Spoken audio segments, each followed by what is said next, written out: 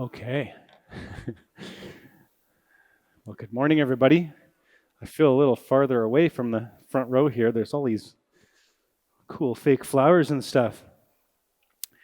So, good morning and welcome. You've been working on standing waves probably, and you might have created some standing waves. I'm interested to know what the frequency is in hertz, but don't type the hertz, just type the number, because it's giving you, it's trying to, hopefully you're able to change your answer at this point. It's seeing if you're within a particular range of the frequency I like there. Jessica, you have, can you raise your hand? You're right there. Okay. How are things going on the discussion board? Anything? Okay. If you have anything, you can either just shout out at me or wave your hands, or you can type it in. Even anonymously is fine, and Jessica's got the wireless mic. She'll read it out to you. Read out to me, and then I'll try to deal with that. And we've got some volunteers for the end of the semester, so we should be good. This is so far what's going on with course evaluations. It looks like you're up to 0.505. Everybody gets that added to their mark before I do the rounding. But there's still until December 9th. If you haven't done it, you can keep on giving. Every time anybody responds, it's 1/765th of a decimal, or of a percentage, I guess. And it doesn't, I don't know, opting out doesn't count. You have to actually respond. So, okay, and this is this thing that I've been asking you, and I can try to sort of show you what I was trying to do here. Like I say, do not type the unit, just the number, if that helps. If you type the HZ in there, it won't mark it properly. I see what a lot of you did. So, okay. Did you guys do it? I got 99 responses. Can you type it in? Let me give you another minute to compare with your neighbor. And then I've got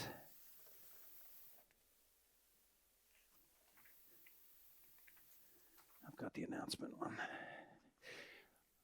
Okay.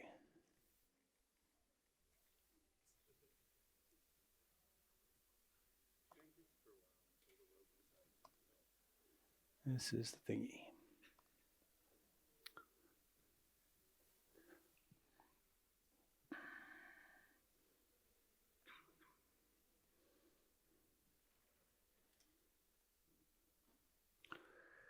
Okay. Going once, going twice, and stop. So, I can click, click restart here. I can click on oscillate. So when I chose this 250 hertz, you can see it's sending out a little sine wave. I even put a very small amplitude. And then it reflects off a fixed end. And what happens is after a while, all these reflections keep adding up. And the left end sort of acts like a fixed end, I think, because at some point, the actual oscillation amplitudes at the antinodes are higher, quite a lot higher than this 0.5 centimeters here. And for me, I found 2.5 hertz seemed to be about the best that I could do. They're not perfect nodes, but they're pretty close, right? So there's 1, 2, 3, 4, 5, 6 antinodes, and all these intermediate nodes. It's kind of a pretty pattern. But that's a standing wave. We're pretty close to 1. And the amplitude just keeps growing. I think I accepted anything within from 2.4 to 2.6 as kind of your range. All of those make a pretty good sense. So if you found that and went through my little worksheet, thank you. Okay.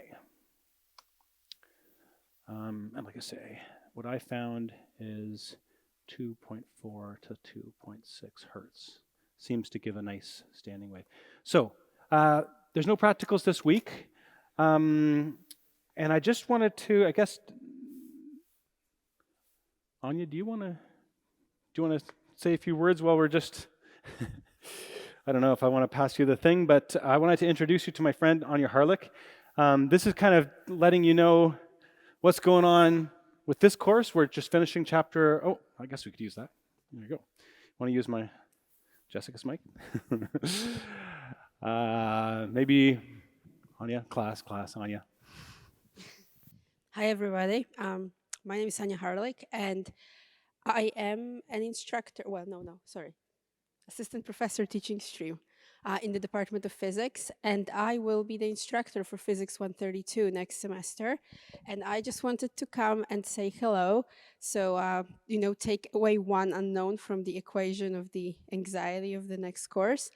And while the course will not be identical because everybody teaches a little differently, we have collaborated over the summer to make sure that the structure of the course, the assessments, the how much things are worth will be exactly the same. So there will be as little variety as there physically could be.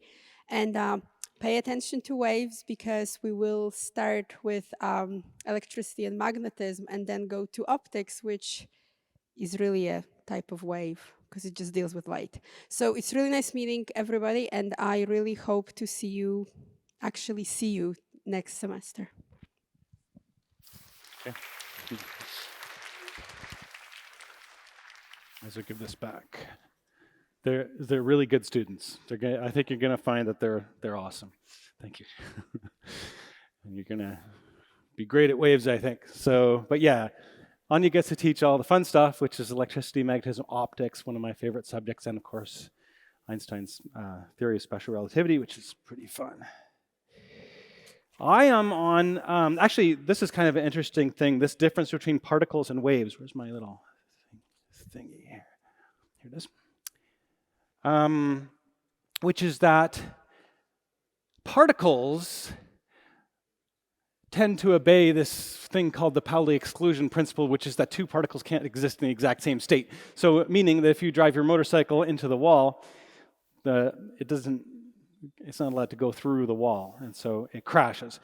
However, waves are different in that if two waves in the same medium encounter each other, they could coexist at the same place and the same time, and they just overlap. And in fact, they interfere, and what you can kind of see in this little animation is the blue line and the red line, which are the individual pulses, just briefly kind of shown there. And what's happening is that it's called the principle of superposition. The actual wave, when you have the actual medium, when you have two waves that are at the same place and the same time, then the actual medium reacts by just adding the effect of both waves. So that's called the principle of superposition. It's pretty simple.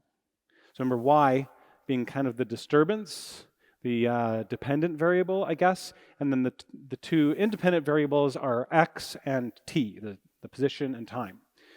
So if it's the same X and same T, and you have two different waves, Y1 and Y2, you add up the effects. They could be positive or negative, so you can get constructive or destructive interference, but they just add up.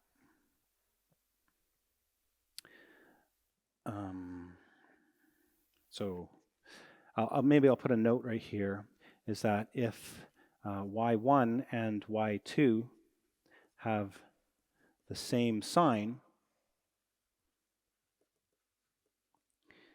then I guess Y, that absolute magnitude, is going to be greater than Y1 or Y2. So this is called constructive interference because I guess they're at the same place and they add up to something that's more interference. And then if Y1 and Y2 have opposite signs, that's when they destructively interfere. Opposite signs. Then Y is lowered for one of them. So this is destructive interference. I think maybe the easiest way to apply it is to try to look at a typical sort of test multiple choice question that you sometimes get. like this one, which I just delivered. You have to choose the pattern. So there's no numbers on this at all. What you're just thinking about is what the shape would look like. So you have a positive pulse and a negative pulse. So I'll label them there. This right here, this, I guess, level, is y equals 0. And then you've got a plus y and a negative y pulse. And this one's traveling to the right. This one's traveling to the this one's traveling to the left, the negative one. The positive one is traveling to the right. And after some time, you can imagine they're going to overlap. And I think only one of these 4 shapes is a possible pattern that it could look like when they're overlapping. And the other 3 really will never happen. So try to pick the one that you like. And I'm going to put a minute timer on here for you to have some discussion. Turn to your neighbor and tell them which you like, A, B, C, or D.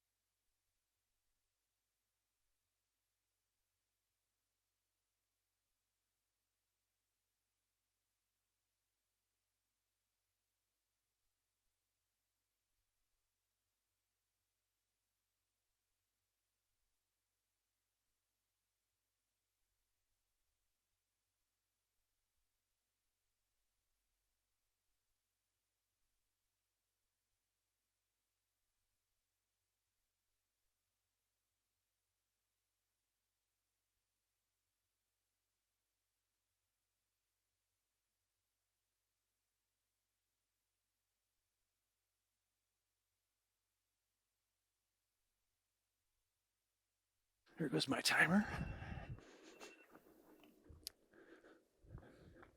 Seen a variety of responses out there. Let's see if I can show you the survey. Going once, going twice. I'm just going to click the select button and see what happens. I have a whole new setup because of our new podium here.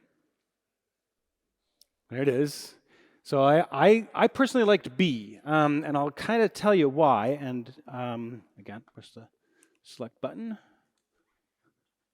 One more time, because it'll be the video. We have a demo coming up.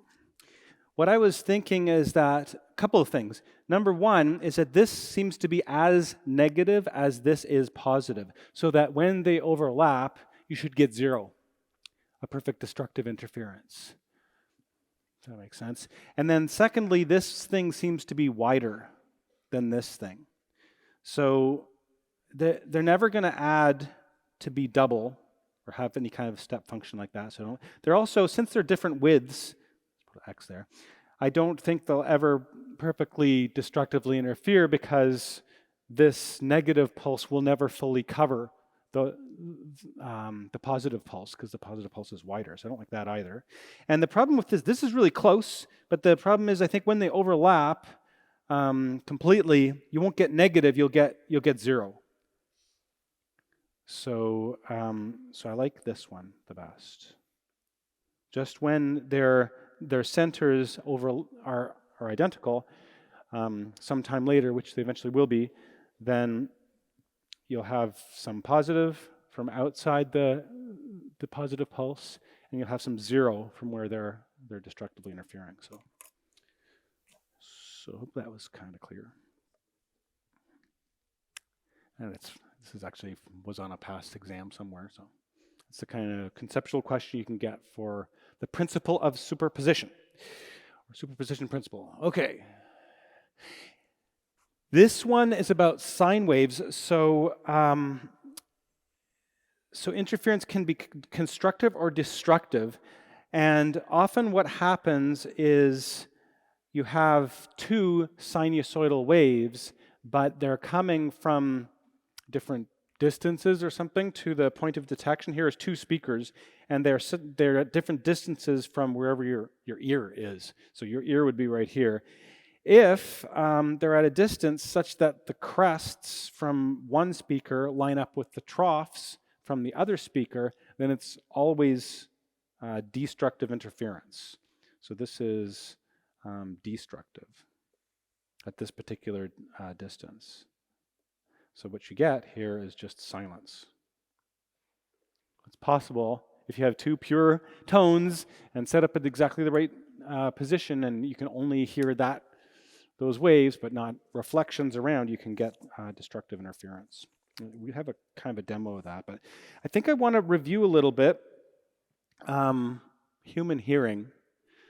This isn't exactly out of your textbook, but I think it's kind of interesting. It's a little biological, which is if you have some sound waves, there's a whole bunch of steps between the sound coming along here, sort of pressure waves, sound waves, and the to brain, which is that there's some sort of nerve impulse going to your brain. And so the steps are, first, it oscillates the eardrum, those waves. Secondly, it oscillates what's called an oval window, which is kind of connected to the eardrum in a fancy way. And then third, there's this cochlea, which contains all these sensory hairs. Wasn't really all that. And every little sensory hair is connected to a nerve ending, and all those nerves come together into the cochlear nerve, which then goes to the brain that does all the processing. But the way, if you want to zoom in a little bit, these bones called the hammer, anvil, and stirrup, I don't know what the Latin names are for them, but they're called that way because they're kind of shaped like old things, maybe like a hammer a little bit, or like the anvil that falls on Coyote's head a little bit.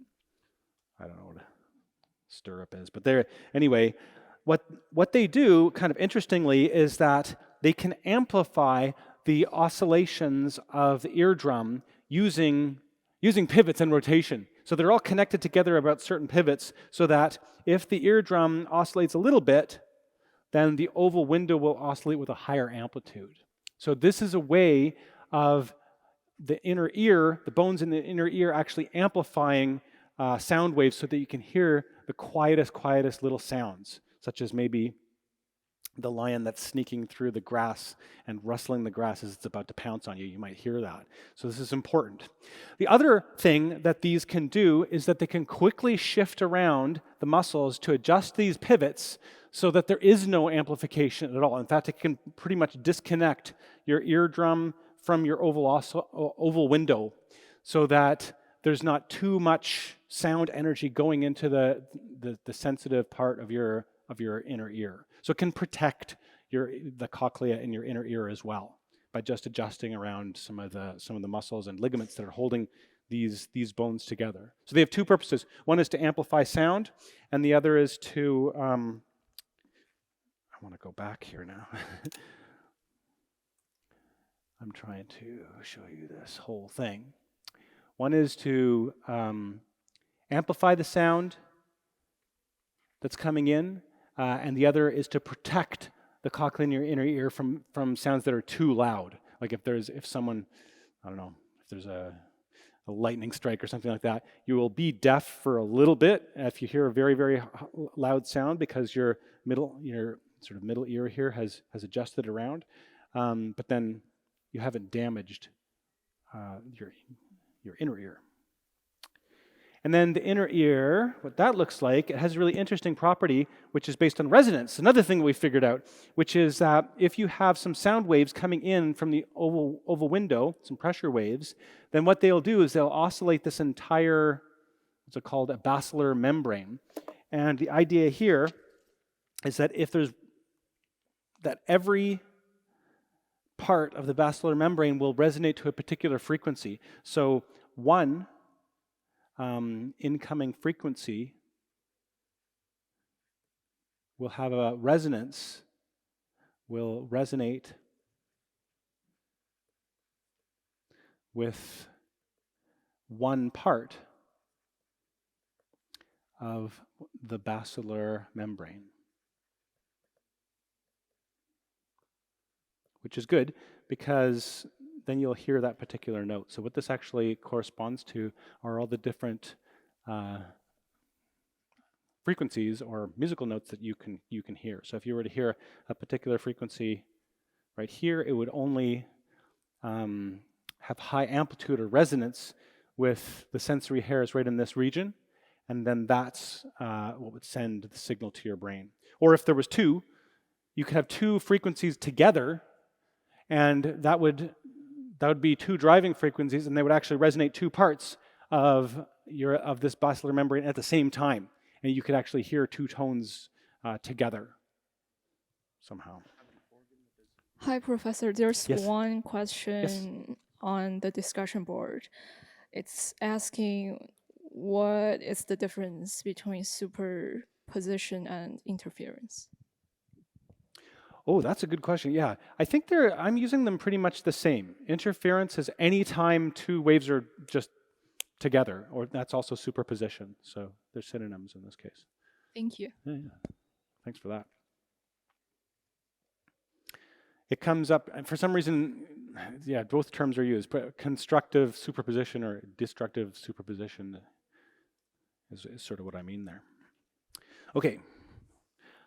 And so this is another idea, which is that if you have two different musical instruments, for example, they might play even the same note. In this case, I think each note here is the A440 note. And so it has a repetition frequency of 440 hertz. But if you can see it, the shape of this is not sinusoidal. It's actually some sort of weird looking shape.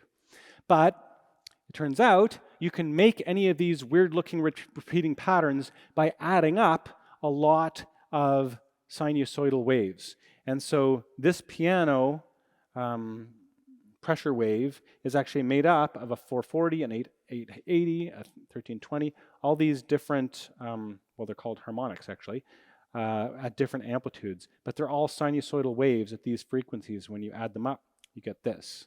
And for a violin, it's also the same harmonics because it's the same note, but you can see the amplitudes of the different, I guess the higher frequency harmonics are different. So there's a different pattern there, and that's why your ear hears the violin differently. It's called the different timbre of sound. Same frequency, but one sounds like a piano, one sounds like a violin, and that's because of all these different amplitudes of harmonics. I think that's all I wanted to talk about sound, and now I'm going to get into the beats and the beat frequency. We got some questions on that. Okay, good. All right, so beats is periodic variations in the loudness of sound due to interference. So it's probably easiest to kind of show the demo here. It occurs when two waves of similar but not equal frequencies are superposed. And it provides a comparison of frequencies. And also the frequency of the beats is equal to the difference of the frequencies of the two waves. So if I go to 3, and I have no idea if you guys are going to hear this or not, but did it go on screensaver?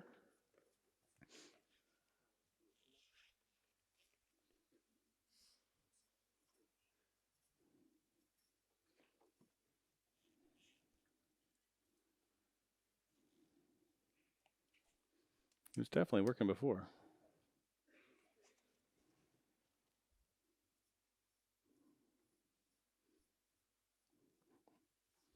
Let me cycle through it again.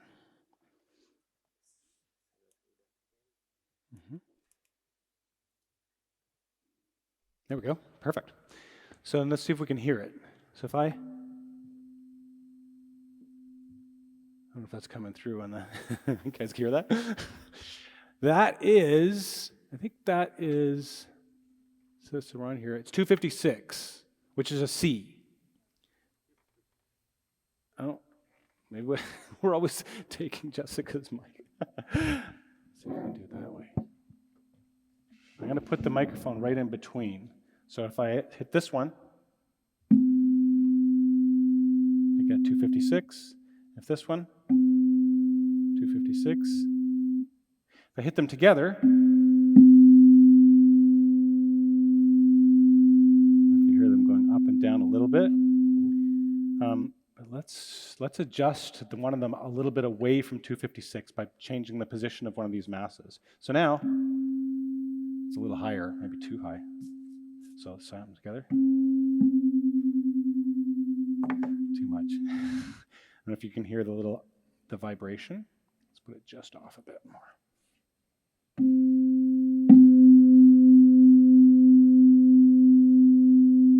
Do you hear it now?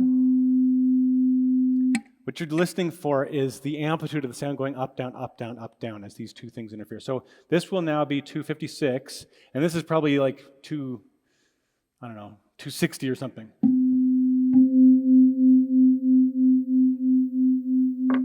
Okay, that's beats. Turn this on. Thank you so much. Awesome. All right. And the basic idea is that, we're not going to do that, we're going to say that this is just the principle of superposition. So I'm going to note here that the principle of superposition applies to sound waves.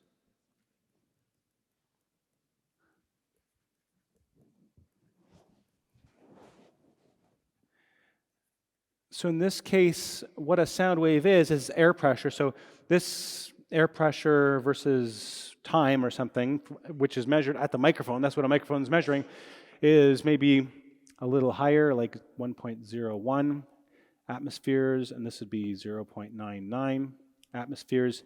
Instead of atmospheric pressure, which is 100,000 pascals, the pressure is going a little above atmospheric and a little below. And what will happen is that if a compression that's a little above atmospheric meets with a rarefaction, which is a little below, they can cancel each other out, and you get silence. So that's what I'm going to show, which is if you have two waves, the red dashed line added to the green dashed line, and if they're in phase, then you get an amplitude which is 2 times either wave. So if this is I guess A, and this is A, then this is going to be 2A. So that's called constructive interference. And then if they're out of phase, that's where the troughs line up with the crests. So the amplitude here equals 0. Again, silence.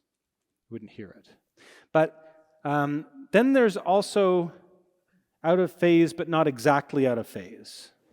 Out of phase, but not completely. In which case, the amplitude will be somewhere between 0 and twice the original wave. That's sort of the general case, anytime you add 2 sinusoidal waves. So, now that we know that, we can think about beats and what they would look like. So when let's say I chimed 2 tuning forks, one at 220 hertz and one at 221 hertz. And let's also say that they were in phase at first. So here I'm plotting the first tenth of a second. So every tenth of a second there'll be 22 oscillations, right? Or 220 oscillations per entire second. They start in phase. There's 22 full oscillations of the first tone, but actually, since they're different frequencies, the green one has 22.1 oscillations. So they're not perfectly in phase at the end of 0.1 seconds. And if you look at the first half a second, both tones start in phase. There's 110 of the red oscillations, and there's 110 and a half of the green oscillations. So I don't know if you can kind of see it here, but they start off with crests aligned with crests, but after 110 of them, it's 110 and a half of the green ones, so you end up with a half a wavelength difference, and so now they're completely out of phase after half a second. Completely out of phase. And then what will happen is that they'll go back in phase, After an entire one more second, then they'll be out of step, but by a full wavelength, and so they'll be in phase again. And if you look, it's actually hard. There are so many oscillations here that the wiggly lines just look like a solid color, so it's not working out too well. But the blue bumps here are called the beats. It's loud, quiet. So this is supposed to be loud, quiet, loud, quiet. This is sort of the conceptual explanation of what just happened here. Here's another one. Instead of 220 and 221, 220 and 233. And you can see it a little easier here. Both tones start in phase, but then after only a 1/13 of a second, the red curve has, I guess, whatever, 16.92 oscillations, and the green curve has 17.92. So they've gone out of phase and back into phase again. And so every 1/13 of a second, you get a beat. And it turns out the reason for that is that 233 minus 220 is equal to 13. So it turns out that the difference of the two carrier wave frequencies equals the beat frequency. How often they'll be, you'll hear a loud pulse. Oops, I'm supposed to.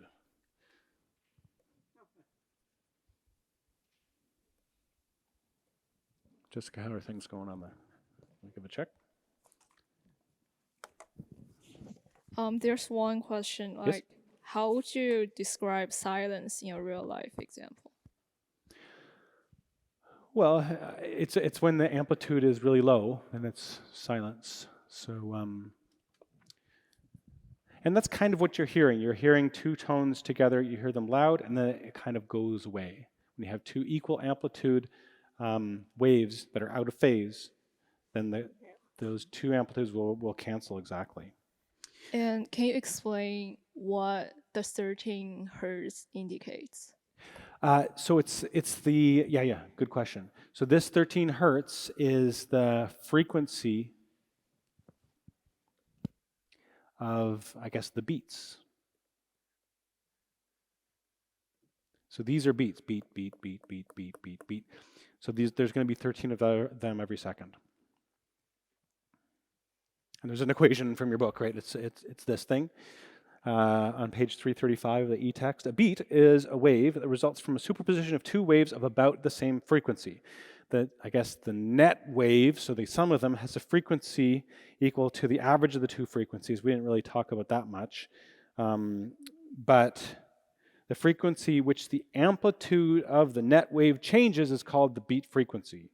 And it equals the difference of the frequencies of the two waves. And there's an absolute value sign because you always have a positive beat frequency.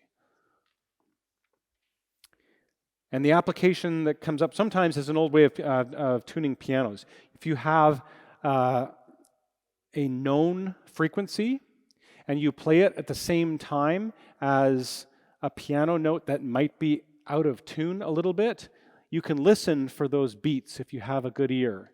And if you then tune your piano key by, I guess, you can increase the tension to increase the frequency or decrease the tension to decrease the frequency.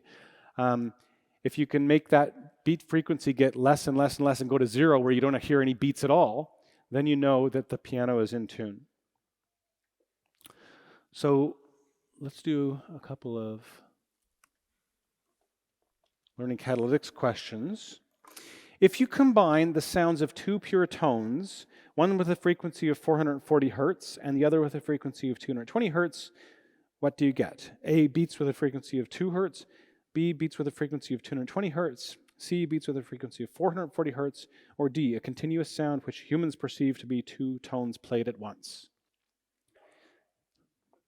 So if you have an opinion on that, please share with your neighbor, if you have a neighbor, and I'll give you a minute to discuss.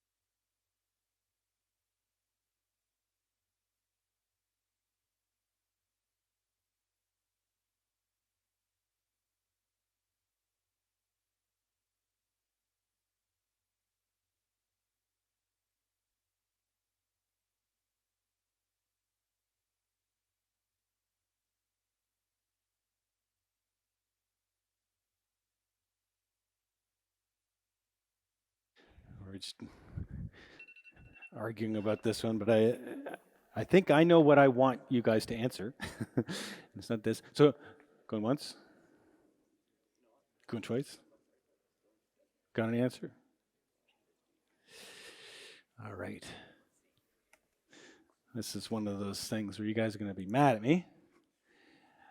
So you don't have beats in this case. That's my issue. And it's sort of in the fine print, but certainly it's just it's going to sound, you're going to hear both, really, or just the 220, but you're certainly not going to hear any beats when the whole thing's an octave apart. Okay? You don't do the subtraction in this case. It has to be close. So sorry about that. This is, so these frequencies,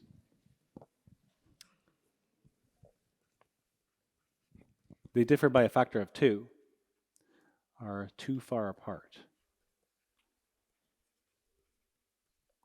to create beats. And I don't know how you could really listen for, I guess, 220 beats per second. You can't really count that high, so to create beats.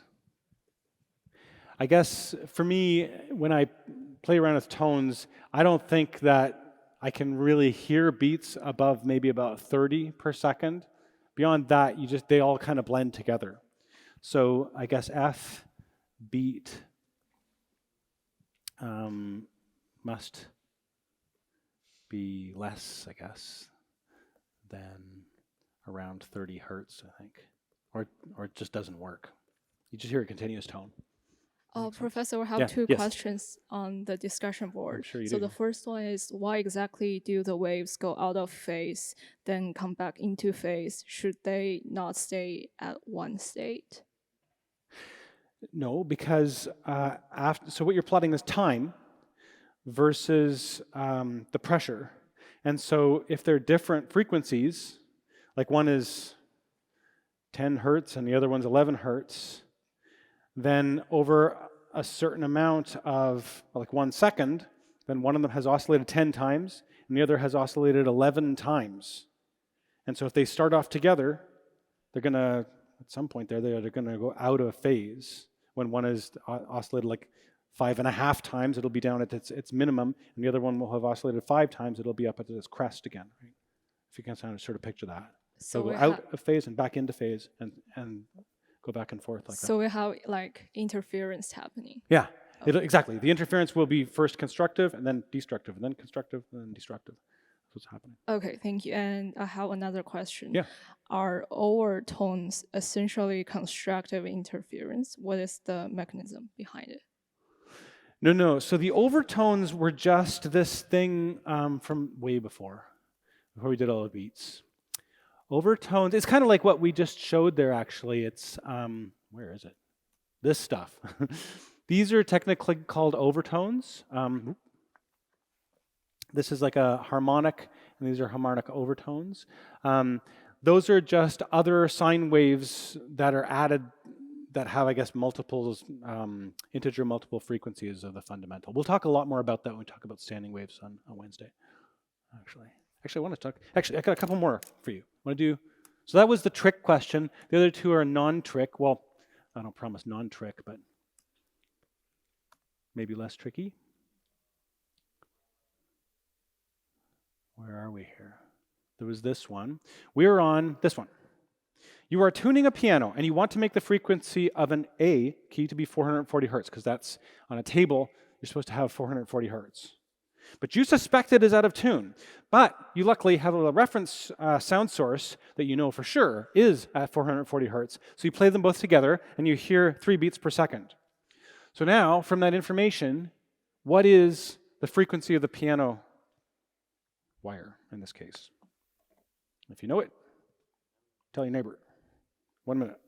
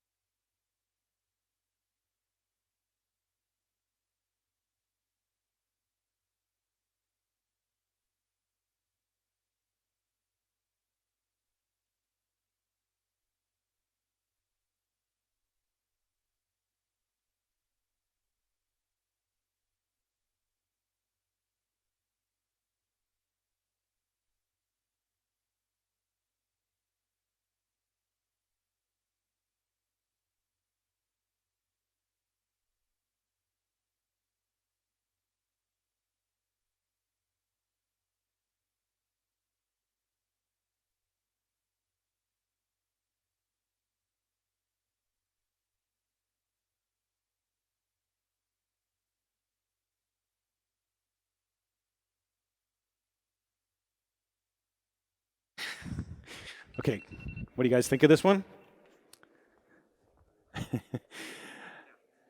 Did I tell you it wasn't going to be a trick question? Okay, going once, going twice. I must be in a feisty mood today or something.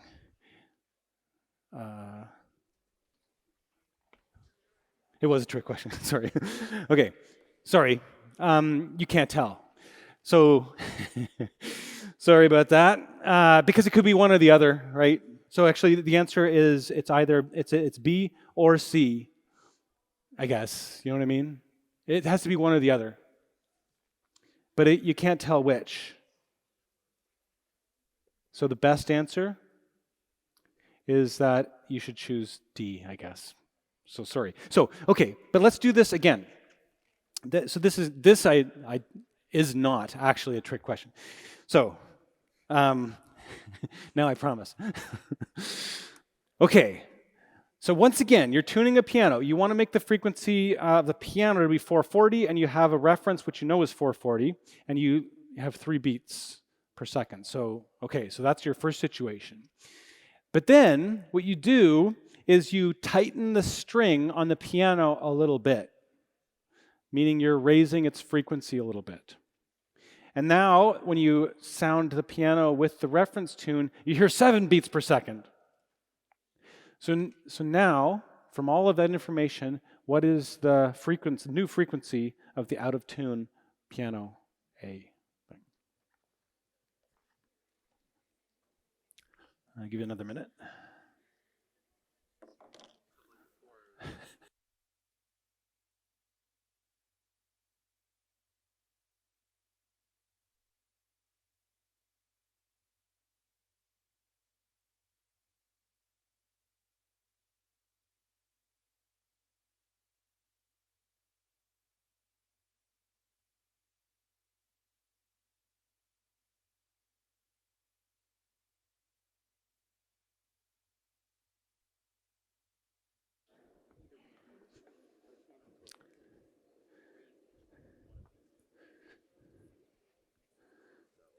It helps if you've actually tuned an instrument using this method, but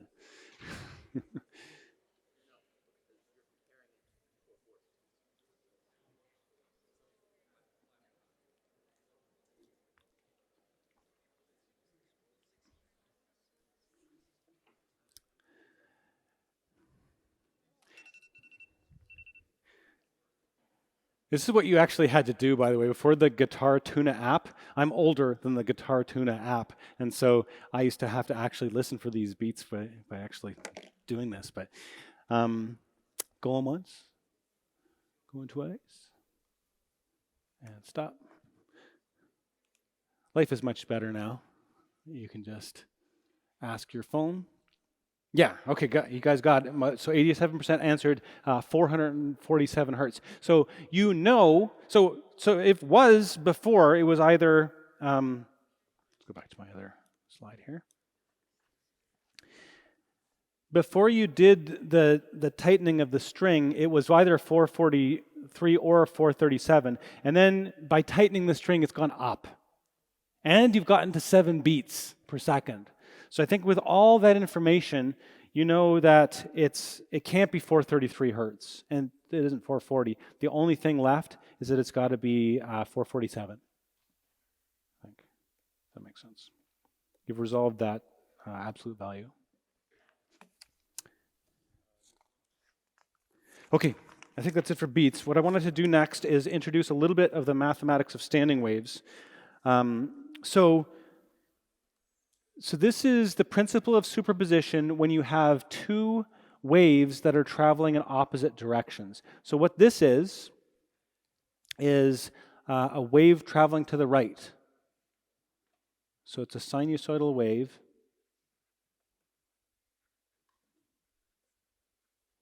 Traveling, it's called YR, traveling to the right. And it has a period capital T and a wavelength lambda. And this one is the left traveling wave, same thing. And what we can do is we can set, just to make my math a little easier, omega is equal to 2 pi over capital T, and k is equal to 2 pi over lambda. So what you get is that y is equal to a times cosine of omega t minus kx plus a times cosine of omega t plus kx. So those are the two sine waves that are traveling in opposite directions. They have the same amplitude. And what we want to do is add them. So I'm going to use trig identities. So for addition of angles. So I actually have this somewhere in my calculus textbook. Have you ever seen this? The sine of theta 1 plus theta 2, or sorry, there it is, cosine of theta 1 plus theta 2 equals all these things. So I'm going to write this out for both of them. So I'm going to do that. And I've got that y is equal to a. So I'm going to just take out the a's from everything. And I've got cosine omega t times cosine of kx plus sine omega t times sine kx, and then plus cosine omega t cosine kx minus sine sine omega t times sine kx. So what happens is that these signs cancel that sign, and this is the same as that, so you just get y is equal to 2 times a times cosine omega t times cosine of kx. And this is no longer a wave. This is just two things multiplied times each other. One's a simple harmonic oscillator, and one's this amplitude. And I've kind of got it written here. So what this is simple harmonic motion in the up and down direction. And what all this stuff is, so this is an amplitude of simple harmonic motion, which varies with x, I guess. So for a standing wave, there's no propagating pattern. And I can kind of show it with an animation. We'll talk about this more next time, is that these two waves are traveling. One's a traveling wave from left to right, one's traveling from right to left. And as it steps through, the red line is the standing wave. It's just simple harmonic motion at every point, but the amplitude of the simple harmonic motion changes from position to position in x. So we'll talk more about that on Wednesday. Where my last slide is. But before class on Wednesday, I wanted you to read standing waves. And don't forget, on Thursday, we're meeting again here at 11 o'clock for the 36th class. See you then as well.